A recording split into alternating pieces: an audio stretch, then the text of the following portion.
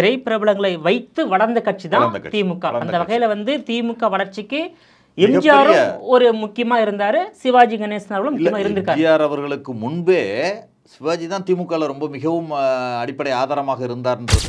எந்த கட்சியின் முதலமைச்சர் அப்படிங்கிறது தான் வாக்கு. அன்றைக்கு ஜானகியா, கலைஞரா, ஜெயலலிதாவா, மூப்பனாரான்னு 4 அணியாக நின்னாங்க. அன்றைக்கு தோல்வி அடைந்தது ஜானகி. தோல்வி அடைகிற அணியில் சேர்றப்ப எல்லோருக்கும் தோல்வி தான் கிடைக்கும். நீங்கள் இவர் வந்து தனியாக நின்னார். அன்றைக்கு விஜயகாந்த் நின்னது தனியாக. நீங்கள் அன்றைக்கே சிவாஜி வந்து தனியாகவே போட்டி போட்டிருந்தா கூட ஒரு 10 தொகுதியில் ஜெயிச்சிருக்கலாம். அது மட்டும் கிடையாது. காங்கிரஸ் கட்சியில் பல எம்எல்ஏக்கள், எம்பிக்கள் எல்லாம் உருவாக்கியிருக்காரு. இன்றைக்கு ஈவிகே இளங்கோவன், மறைந்த ஈவிகே இளங்கோவன் வந்து இவரோட கோட்டாவில் சிவாஜி மன்ற சீட்டு வாங்கி நின்று ஜெயிச்சவர். இப்போ தமிழக முன்னேற்ற முன்னணி இப்போ வந்து ஆக்டிவா இருக்கா இல்ல? அது கலைச்சிட்டார் அவர். அப்போ அவரே கலைச்சிட்டார். எந்த காலகட்டத்தை கலைச்சிட்டார்?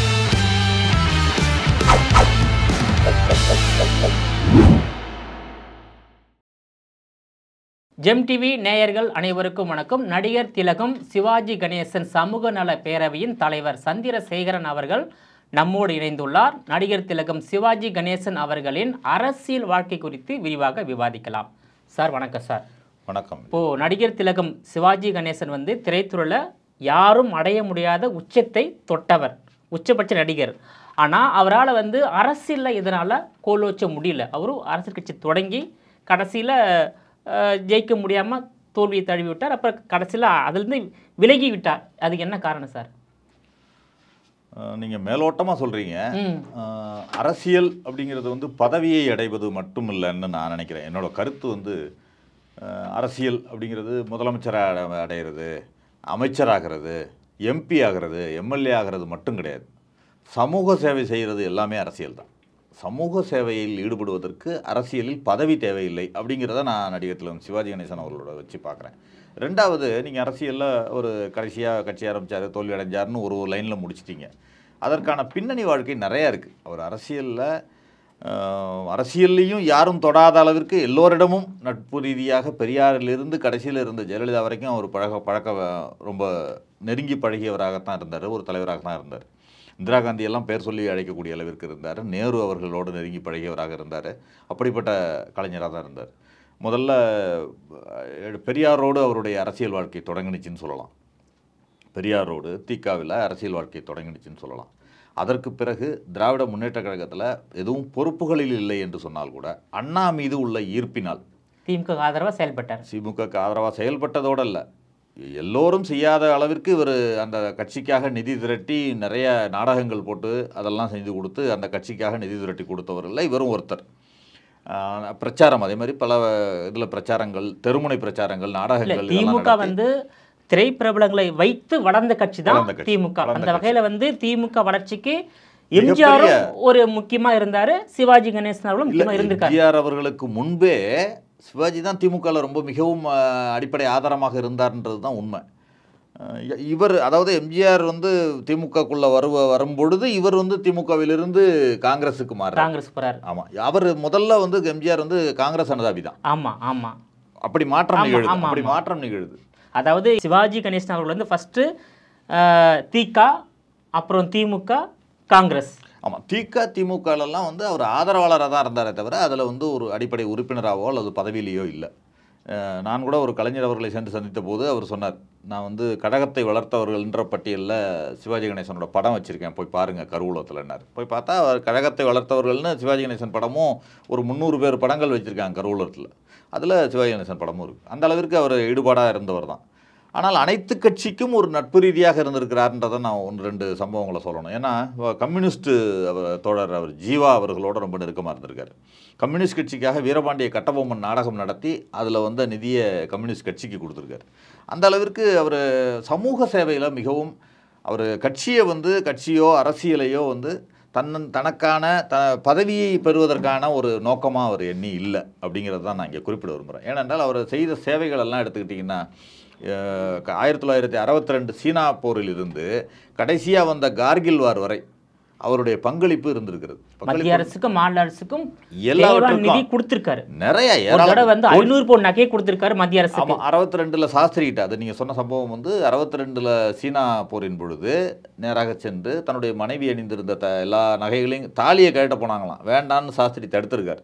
அந்த அளவிற்கு 400 பவுன் நகையை வந்து 500 பவுன் நகை. ஆமா 400-500 பவுன் நகைகளை வந்து கொடுத்துருக்காரு. இன்னைக்கு என்ன பவுன் விலைன்றது நம்மளுக்கு தெரியும்.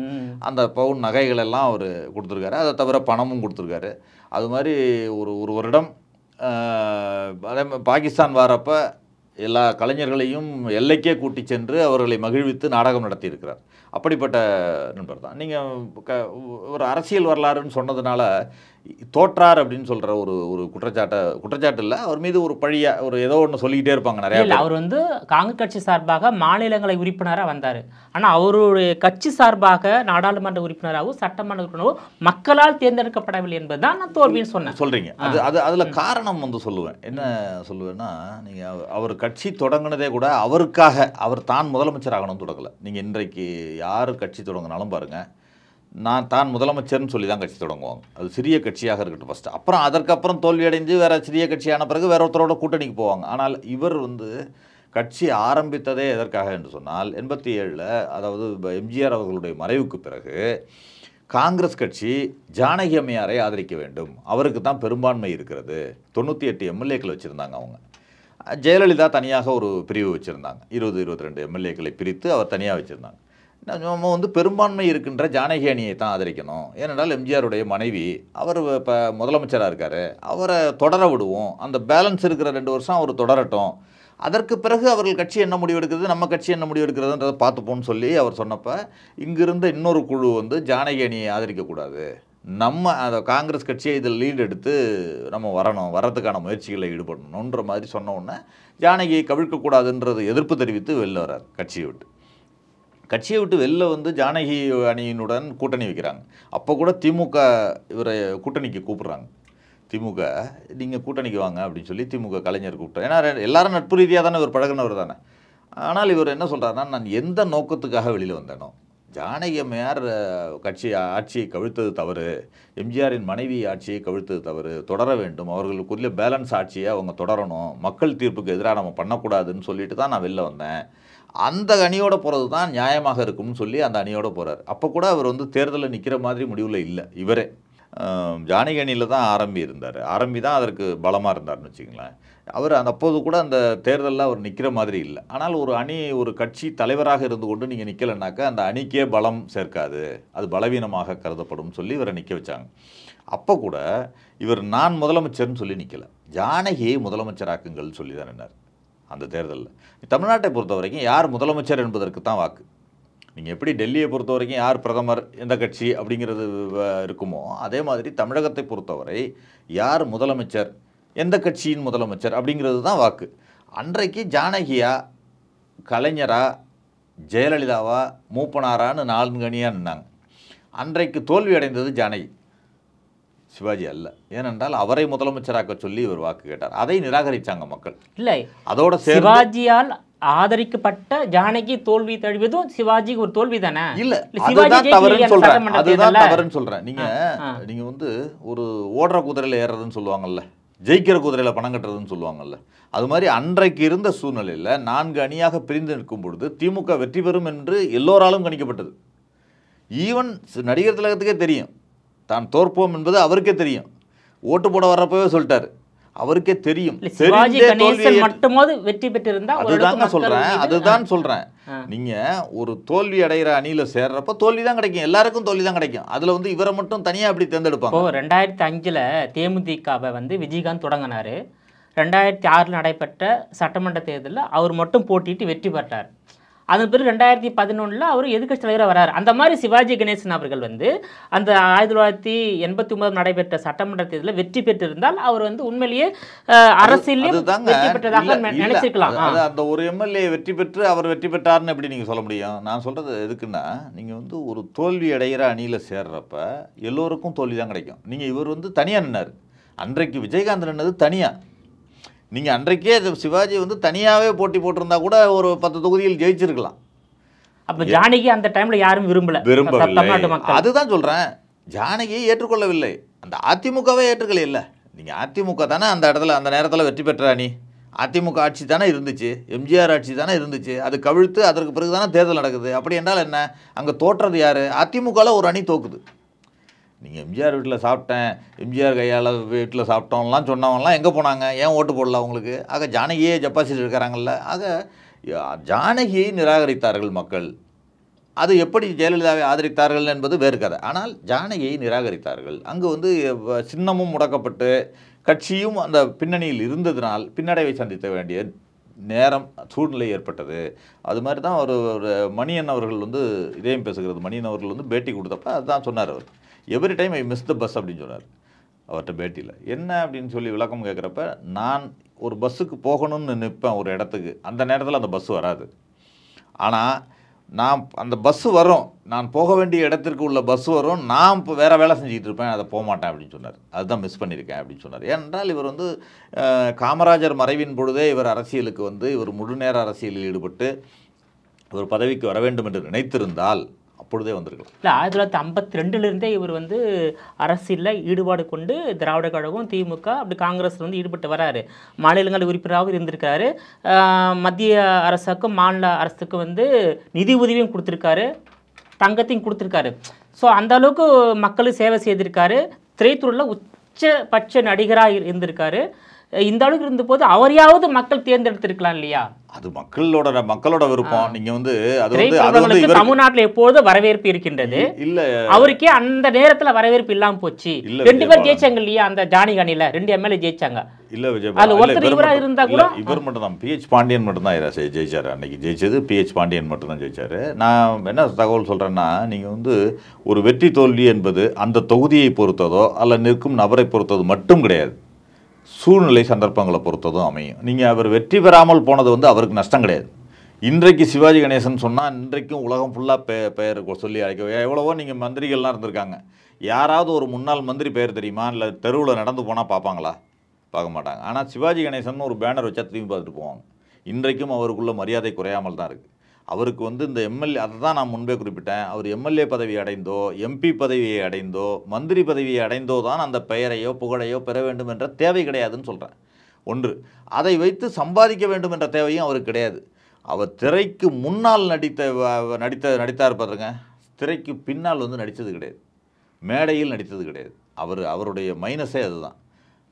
அதாவது சினிமாவில் நடித்தது, வேடங்களில் நடித்தது, கேரக்டராக நடித்ததெல்லாம் உயிரோட்டம் உள்ளவாக நடித்தார். ஆனால் மேடையில் நடிக்க தெரியாதவராக இருந்தார். அதுவும் அவருக்கு ஒரு காரணம், அவருடைய தோல்விக்கு காரணம். அரசியல் எப்படி செயல்படணும்னு தெரியல, செயல்படுறது கிடையாது, நடிக்க தெரியாதுன்ற. நடிக்க தெரியல. ஆமாங்க, அரசியல் நடிச்சுதான் ஆகணும்.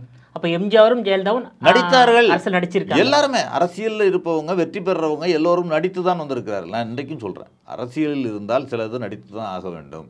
இவர் அதில் காம்ப்ரமைஸ் பண்ணிக்க மாட்டார். நீங்கள் மீட்டிங்கில் போய் கொடுத்தீங்கன்னா, இன்றைக்கு 6:30 மணிக்கு மீட்டிங்னு நாங்கள் போட்டு நோட்டீஸில் கொடுத்தோம்னா அவர் 6:30 மணிக்கு வந்துருப்பார். எந்த தலைவராவது 6:30 மணிக்கு வருவாங்களா? அப்போ தான் மேடை போட்டுக்கிட்டு இருப்பாங்க. சிவாஜி அவர்களுக்கு நிஜத்தால் நடிக்க தெரியும், போலியாக நடிக்க தெரியாது. ஆனால் அரசியலில் போலி வேடம் தான் அவசியம். நடிக்க தெரிய வேண்டியிருக்கு, சில நேரங்களில் நடிக்கவும் தேவை இருக்கிறது.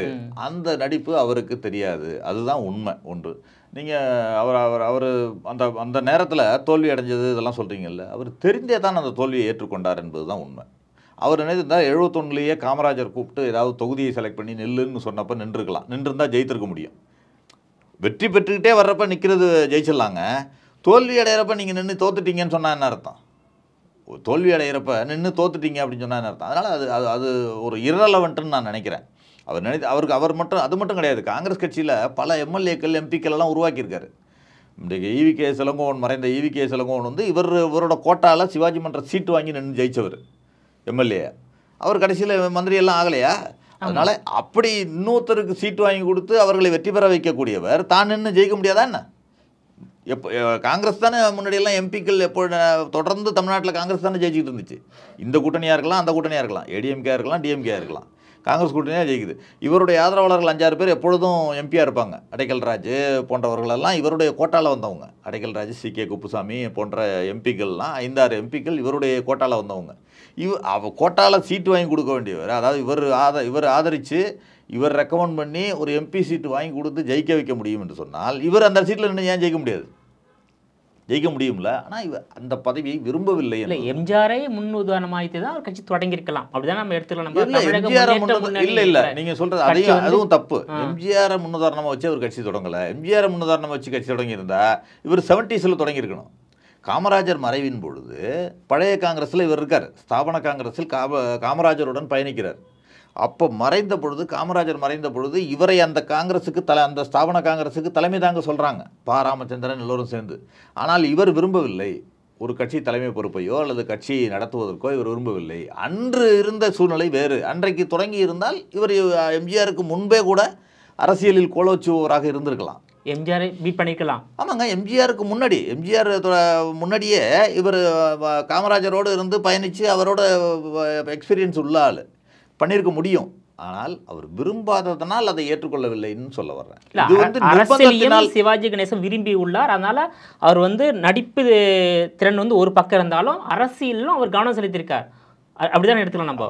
ஏன்னா மாநிலங்கள் உறுப்பினர் இருந்திருக்கார் ஒரு முறை காங்கிரஸ் கட்சி சார்பாக. ப்ளஸ் வந்து ஜானகியை வெற்றி பெற வைக்க வேண்டும் என்பதற்காக ஒரு கட்சி தொடங்கியிருக்கார். அதான் அப்படிதான் அது அர்த்தம். அது உண்மைதான். இல்லை கொடுத்த வாக்கு, அதுதான் கொடுத்த வாக்கை காப்பாற்றணுங்கிறதுக்காக எம்ஜிஆரிடம் கூட வாக்கு கொடுத்துருக்காரு அவர். எம்ஜிஆர் மறையும் பொழுது, எம்ஜிஆர் வந்து அமெரிக்காவில் இருந்த பொழுது சென்று சந்திக்கிறார். சந்தித்த பொழுது என்னுடைய மனைவி வந்து யாருக்கும் தெரியாது. ஏன்னா அவர்களுக்கு அடுத்தது குழந்தைகளோ அதுவோ அந்த கட்சி அது மாதிரி இல்லை இல்லாத பொழுது, தம்பி நீ தான். ஏன்னா எம்ஜிஆரும் சிவாஜியும் அரசியலிலும் சரி சினிமாவிலும் சரி போட்டியாளர்களாக இருந்தா கூட ரெண்டு பேரும் உணர்வுபூர்வமாக பழகினவங்க. ஒரே தட்டில் சாப்பிட்டவங்க, அம்மா அவங்கெல்லாம் இது பண்ணவங்க, போட்டியாளராக இருந்திருக்காங்க. அரசியல்லையும் சரி திட்டிகிட்டு இருந்திருக்காங்க, ஒருத்தருக்கு ஒருத்தர் எல்லாம் போட்டியாளராக இருந்திருக்காங்க, சினிமாவிலும் போட்டியாளராக இருந்திருக்காங்க. அதெல்லாம் வேறு. ஆனால் உணர்வுபூர்வமாக பழகினவங்க. அதனால தான் அவர் போய் சந்தித்தப்ப என்ன, நீ வந்து என்னுடைய மனைவிக்கு நீ தான் துணையாக இருக்கணும், நான் இறந்த பிறகு அவங்களுக்கு ஒன்றுமே தெரியாது எனக்கு நீ அப்படின்னு சொல்லிட்டு போயிருக்கார். சொன்ன பிறகு ஜானகி அம்மையாரும் மறைந்த பிறகு, அவர் எம்ஜிஆர் மறைந்த பிறகு அவருடைய ஆட்சியை காப்பாற்ற வேண்டும் என்ற வாக்கு கொடுத்துருக்கிறார். அதை மீறி காங்கிரஸ் கட்சி செயல்படும் பொழுது அந்த வாக்கை காப்பாற்ற வேண்டும் என்பதற்காக அவர் செயல்பட்டார்.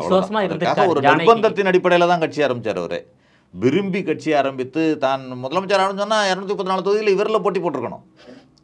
இவர் முதலமைச்சராக வேண்டும் என்று விரும்பி இருந்தால் அந்த முறை வந்து நான் வெளியிலேருந்து ஆதரவு தர்றேன் அப்படின்னு சொல்லிட்டு, ஏன்னா கட்சி ஆரம்பித்து உடனே எலெக்ஷன் வந்துருச்சு. 87 கட்சி ஆரம்பிச்சு 89 எலெக்ஷன், உடனே எலெக்ஷன் வந்துருச்சு. எலெக்ஷன் வரப்போ 88 தான் கட்சி ஆரம்பிக்கிறது. 88 பிப்ரவரி தான் கட்சி ஆரம்பிக்கிறது. 89 எலெக்ஷன் வந்துருச்சு. 6 மாதம் 1 வருஷத்துக்குள்ளேயே எலெக்ஷனை சந்திக்க வேண்டிய நேரம் வந்துருச்சு. வர்றப்ப என்ன ஆகுதுன்னா, அவர் வெளிப்படையாக சொல்லியிருக்கலாம், ஆதரவு மட்டும் தர்றேன் அப்படின்னு சொல்லியிருக்கலாம். ஆனால் ஆதரவு மட்டும் தரேன்னு சொன்னால் அந்த நம்பிக்கை வராது. கூட்டணின்னு வச்சுருந்தால் தான் அந்த ஜெல் வரும். அப்படிங்கிறதுனால தான் அதை நிர்பந்தத்தின் அடிப்படையில் அதை செய்ய வேண்டியதாகிடுச்சு. அதனால் அந்த தோல்வியையும் ஏற்க வேண்டியதாகிடுச்சு. அந்த நேரத்தில் வந்து சிவாஜி கணேசனை விட கலைஞருக்கு தான் மக்கள் செல்வாக்கு இருந்திருக்கு. அப்படிதானே? அதான் ஒன்று இல்லைங்க. நீங்கள் மக்கள் செல்வாக்கு ஒன்று. இரண்டாவது, கட்சி ரீதியாக நம்ம எப்பொழுதுமே தமிழ்நாட்டில் பார்த்தீங்கன்னா 2 அணிகள் தான், திமுக அதிமுக. அதாவது காங்கிரஸுக்கு பிறகு நீங்கள் 67க்கு பிறகு எடுத்துக்கிட்டிங்கன்னா 2 அணிகள் தான் வெற்றி பெறும் அணிகளாக இருந்திருக்குது. திமுக, அப்புறம் 67க்கு பிறகு எடுத்துக்கிட்டிங்கன்னா காங்கிரஸும் திமுகவும் இருந்தது, எதிரெதிர் அணிகளாக இருந்தது. மூன்றாவதாக அங்கே எம்ஜிஆர் கட்சி ஆரம்பித்த பிறகு பார்த்தீங்கன்னா காங்கிரஸ் 3வது அணியாக வந்துருச்சு. 1, 2, 3ன்னு. ஆமாம். அப்போ காங்கிரஸ் என்ன ஆயிடுச்சுன்னா, ஒன்று திமுகவோட கூட்டணி இருக்கும், இல்லை அதிமுகவோட கூட்டணி இருக்கும். அந்த மாதிரி ஒரு சூழ்நிலை வரையில் காங்கிரஸ் 3வது இடத்துல தான் இருக்கு. இப்படி இந்த பக்கமும் அந்த பக்கமும் கூட்டணி அமைத்து தான் செயல்படுற மாதிரி இருக்கு. இன்னொரு விஷயம் நான் கேட்குறேன். இப்போ வந்து சிவாஜி கணேசன் வந்து ஃபஸ்ட்டு ஆரம்பகால அரசியல் ஆர்வம் என்பது திமுக. ஏன் வந்து திமுகவில் இருக்காமல் காங்கிரஸில் வந்தார்? என்ன காரணம்? எப்போவுமே சிவாஜி கணேசன் வந்து இப்போ நீங்கள் சுயமரியாதை அதுக்கு இதெல்லாம் சில பேர் பேசுவாங்க. ஆனால் வெளியில் மேடையில் சுயமரியாதை பேசுகிறவங்கலாம் வீட்டுக்குள்ளே எப்படி இருப்பாங்கன்னு தெரியாது. நிறைய திமுகவிலிருந்து ஏன் காங்கிரஸுக்கு நான் தான் சொல்ல வர்றேன். இவருடைய சுயமரியாதை என்பது உண்மையிலேயே இவர் ஒரு சுயமரியாதைக்காரர். சுயமரியாதை என்பது இவருடைய சுயமரியாதையையோ இவருடைய தன்மானத்தையோ தட்டி பார்த்தால் அதில் அவர் காம்ப்ரமைஸே பண்ணிக்க மாட்டார். என்னாச்சு, இவர் திமுகவில் ஆதரவாளராக இருக்கும் பொழுது திருப்பதி போயிட்டு வர்றார். திருப்பதி போயிட்டு வரும் பொழுது தரிசனத்துக்கு. ஆமாம், திருப்பதினா வேற என்ன, அல்டிமேட் அதுதானே. திருப்பதி போய் ஒரு மனக்குழப்பத்தில் இருக்கும்போது திருப்பதி கூப்பிட்டு போகிறாங்க. பீம்சிங் கூப்பிட்டு போயிட்டு திருப்பி வர்றப்ப இங்கே வந்த உடனே திருப்பதி கணேசா கோவிந்தான்னு இவரை கண்டித்து போஸ்டர்கள்லாம் ஒட்டப்பட்டிருக்கு. இவர் போஸ்டர்லலாம் சாணி திருப்பதி அடிக்கிறாங்க. கணேசா கோவிந்தா ம், ம். அப்படின்லாம் போஸ்டர் விட்டுருக்காங்க. அது மாதிரி இவர் போஸ்டர்லாம் சாணி அடிக்கிறாங்க. அடித்த உடனே தான் இவர் வந்து கோபப்பட்டு கட்சியிலிருந்து வெளியேறாரு. அந்த கட்சி வந்து என்னை வந்து அவமானப்படுத்திடுச்சு அப்படின்னு அவர் ஃபீல் பண்ணுறாரு. இவர் அவமானப்படுத்தினா எந்த இடத்துலையும் தாங்கிக்க மாட்டார். ஆமா. அதுலேருந்து வெளில வர்றார். இவரை வெளியேற்ற வேண்டும் என்று ஒரு கும்பல் கூட்டம் சதி செய்தே இதை பண்ணிட்டாங்க. இவர் அது வெளில வரணும். எப்பொழுதுமே ஒரு அரசியல் கட்சி பண்ணுவாங்க. தலைவருக்கு இருக்கும். பண்ணுவாங்க. ஒரு குரூப் ஆதரவா இருக்கும், ஒரு குரூப் எதிரா இருக்கும். இவரை வந்து வெளியேற்றணும்னு ஒரு முடிவு பண்ணியே செய்கிறாங்க. ஏன்னா இவர் தாங்கிக்க மாட்டாருங்கிறது தெரியும். இவர் வந்து இன்னைக்கு வந்து பாத்தீங்கன்னாக்கா சேகர் பாபு மாசம் கோயிலுக்கு போறாரு. ஆமா, இல்ல அது அந்த காலம் வேற, அந்த காலம் இருந்தது வேற. அப்படி இருக்கும் பொழுது அவரை வெளியேற்றும் பொழுது அவர் வெளியில வந்து எந்த கட்சியிலும் சேராம கொஞ்ச நாள் இருக்கார். அதற்கு பிறகு தான் காமராஜரை சூஸ் பண்றாரு. காமராஜர் மீது ஒரு பற்று ஏற்பட்டு காமராஜரோட சூஸ் பண்ணி அதற்கு பிறகு நீங்க கட்சி ஆரம்பித்த பிறகு கூட அல்லது வேறு கட்சியில் சேர்ந்த பிறகு கூட எல்லாமே அல்லது அரசியலை விட்டே விலகியது பிறகு கூட காமராஜர் பெயரை உச்சரிக்கிறதுல அவர் விடுறதே இல்லை கடைசி வரைக்கும். பெருந்தலைவர் காமராஜர் புகழ் ஓங்குகன்னு எந்த மீட்டிங்லையும் சொல்லாமல் அவர் இறங்கினதே கிடையாது. காமராஜரை வந்து இழிவாக பேசிய ஒரே தலைவர் கலைஞர் கருணாநிதி தான், வேற யாரும் பேசல சார். இல்லை, நிறைய பேர் திட்டிருக்காங்க, இது பண்ணியிருக்காங்க, அதெல்லாம் வேற. அது அரசியல் ரீதியாக பண்ணது வேற. ஆனால் காமராஜரை கடைசி வரைக்கும் உச்சரித்து அவருடைய தொண்டராகவே கடைசி வரைக்கும் மறைந்து. நீங்கள் தமிழ்நாட்டில் இருக்கிற காமராஜர் சிலைகள்லாம் பார்த்தீங்கன்னா பெரும்பாலான சிலை வந்து சிவாஜி கணேசன் அவர்கள் திறந்ததாக இருக்கும், இல்லை அவர் அதில் பங்களிப்பு அவரோட தான் இருக்கும். அப்படி தான் அவர் செயல்பட்டிருக்கார். அந்த மாதிரி இந்த அரசியலில் நீங்கள் சொன்னீங்கல்ல, அவர் வழி வழியாக அதில் வந்தார் இதில் வந்தாரெல்லாம் சொல்லிக்கிட்டு இருந்தீங்கல்ல, திகாவில் இருந்தார், திமுகவில் இருந்தார் அப்படின்னு. திமுக ஆதரவாளராக தான் இருந்தார். காங்கிரஸ் கட்சியில் மட்டும்தான் என்ன பொறுப்பு இருந்தார்? காங்கிரஸ் கட்சியிலும் எந்த பொறுப்பும் ஏற்றுக்கல. கடைசியாக ஒரு பிரச்சார குழு தலைவர்னு போட்டாங்க. இந்திரா காந்தி நீங்கள் மாநிலங்களவை உறுப்பினர் கூட இவர் விரும்பி எதுவும் கேட்டு லாபி பண்ணியெல்லாம் வாங்கலை. நர்கீஸ் அவர்கள் மறைவுக்கு பிறகு ஒரு 2.5 வருட காலத்திற்கு இவர் இந்திரா காந்தி அவர்கள் இவரை நியமித்தாங்க. அதை கூட அவர் அந்த அளவுக்கு தான் ஏற்றுக்கிட்டார்.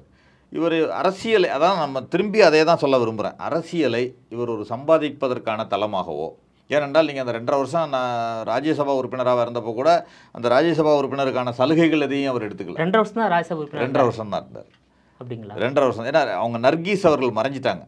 அவர் மறைந்த பிறகு இருந்த பேலன்ஸ் பீரியடுக்கு தான் 3 வருடமாக நம்ம இருந்தோம். அந்த ரேஞ்சுக்கு தான் இருந்தது. அந்த வருடம் அதை மட்டும்தான் பேலன்ஸ் பீரியடு இருந்தார் அவர். ஸோ 89ஆம் ஆண்டு நடைபெற்ற சட்டமன்ற தேர்தலில் ஜானகி தலைமையிலான அணி தோல்வி தழுவியது. அந்த கூட்டணியில் இடம்பெற்ற தமிழக முன்னேற்ற முன்னணியும் தோல்வி தழுவியது. அடுத்து அதை 91 மீண்டும் தேர்தல் நடந்தது இல்லையா? அதில் ஏன் ஒரு போட்டியிடலை? இவர் போட்டியிடணுன்ற விருப்பமே இல்லாதவர் தானே சொல்கிறேன் நான். நீங்கள் 91 கூட இவர் 91 இவர் இதில் இல்லை, ஜனதா தளத்துக்கு மாறிட்டார். கட்சி ஜனதா தளத்தோடு இணைத்து ஜனதா தளம் சார்பாக தான் அந்த கட்சி போட்டியிட்டது. தலைவராக தமிழக தலைவராக இருந்தார். ஏன்னா அவர் விபி சிங் அவர்களுடைய நட்பு எல்லா கட்சி தலைவர்களுடையும் அகில இந்திய அளவிலும் சரி தமிழக அளவிலையும் சரி ஒரு நட்பு ரீதியாக தான் இருந்தார். உலக அளவிலையும் பெரிய லெவலில் புகழ்பெற்ற ஒரு நடிகர். ஆமாம், நடிகர்னு மட்டும் கிடையாது, அரசியல் ரீதியாக கூட ஜோதி பாசு அவர்கள்லாம் இவருடைய வீட்டுக்கு வந்து டீ சாப்பிட்டுட்டு தான் போனாங்க. ஜோதி பாசு எல்லாம் கூட இவருடைய வீட்டுக்கு வந்து அந்த அளவிற்கு எல்லாரோடையும் கம்யூனிஸ்ட் தோழர்களாக இருக்கட்டும், காங்கிரஸ் தோழர்களாக இருக்கட்டும், திமுகவாக இருக்கட்டும், எல்லா கட்சியிலையும் ஒரு நட்பு ரீதியான பழகக்கூடியவராக தான் இருந்தார். எதிரின்னா களத்துக்கு வெளியில் எதிரி, உள்ளுக்குள்ளே அதை அந்த எனிமிட்டியை காட்ட மாட்டார். அந்த நட்பு ரீதியாக பழகக்கூடிய வாய்ப்பு. ஆனால் அவருக்கு அரசியல்வாதியாக நடிக்க தெரியல, அதான் அதில் தோல்வி. அவ்வளோதான், அவர் தோல்வியை ஏற்றுக்கொண்டவர். ஆனால் அது தோல்வி அல்ல என்னை பொறுத்தவரை. திரைப்படத்தில் எந்த அளவுக்கு சிறப்பாக நடித்தாரோ அந்த அளவுக்கு அரசியலுக்கு ஏற்ற வகையில் நடிக்க தெரியல. அதில் ஒரு 10% நடிச்சிருந்தா போதும், சிறப்பு அந்த அளவுக்கு நடிக்க வேண்டாம். 10% நடிச்சிருந்தாக்க அதில் ஒரு 10% அவர் மேடையிலேயோ அரசியலையோ நடித்திருந்தாருன்னா அவர் பெரிய அரசியல்வாதியாகவோ அவர் ஒரு முதலமைச்சர் பெரிய இதாக இருந்திருப்பார். ஆனால் அது தேவையில்லை, அந்த அடையாளம் அவருக்கு தேவையில்லைன்னு தான் நான் நினைக்கிறேன். அவருடைய அடையாளம் இல்லை, மக்களுக்கு சேவை செய்ய வேண்டும் என்ற எண்ணம் அவருக்கு இருந்தது. ஏன்னா காசநோய் மருத்துவமனைக்கு நிதி கொடுத்துருக்காரு, அப்புறம் வந்து பள்ளிக்கூட மேம்பாட்டுக்கு நிதி கொடுத்துருக்காரு, கல்வி உணவு கொடுத்துருக்காரு, எல்லாம் கொடுத்துருக்காரு. மக்கள் மீது அக்கறை இல்லாம அவர் அதெல்லாம் செய்யல. ஸோ அரசியலுக்கு மற்றவர்கள் மாதிரி கிடையாது. 1 ரூபா கொடுத்துட்டு 100 ரூபாய்க்கு விளம்பரம் தேடி 500 பவுன் நகை கொடுத்துருக்காருன்னா அன்றைய காலத்தில் அது எவ்வளோ மதிப்பு. அவர் அரசியலை வைத்து சம்பாதிக்க வேண்டும்னு நினைக்கலன்றதை மட்டும் கிடையாது, சமூக சேவையை எப்படி இருந்தாலும் செய்யலாம் அப்படிங்கிறத நினைச்சவர், அதை செய்திருக்கிறார். அவ்வளோதான். அவன் தன்னுடைய மனசாட்சிக்கு விரோதம் இல்லாமல் திருப்தியாக எல்லோருக்கும் செய்திருக்கிறார்.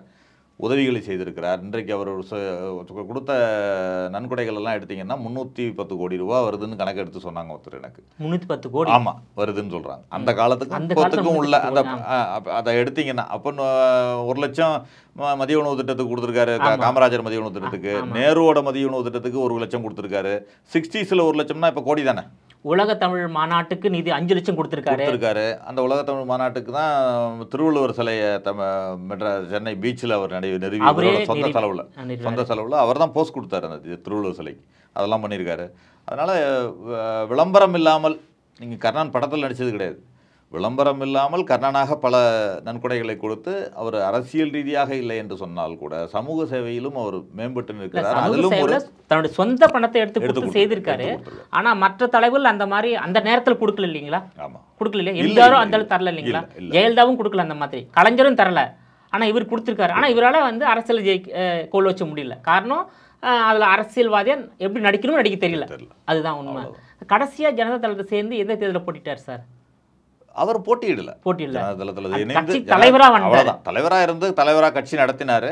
அதுல சில கருத்து வேறுபாடுகள் அது இது வந்தோம்னா அரசியலுக்கும் நமக்கும் ஒத்து வராது. ரெண்டாவது உடல்நிலையும் அவருக்கு சரியில்லை. அதனால அரசியலில் இருந்து விலகுகிறேன்னு அறிவித்துட்டு அரசியலிருந்து விலகிட்டார். இப்போ தமிழக முன்னேற்ற முன்னணி இப்போ வந்து ஆக்டிவா இருக்கா இல்ல? அது கலைச்சிட்டார் அவர். அப்போ அவரே கலைச்சிட்டார்.